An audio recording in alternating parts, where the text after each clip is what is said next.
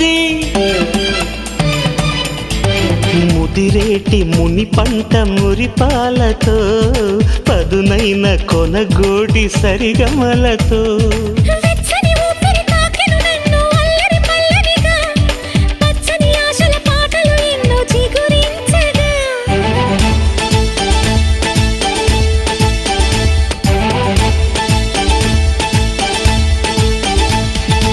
అందాల ప్రాయం కందింది పాపం పూవంతి తాకిడికే కనరాని గాయం కలిగించి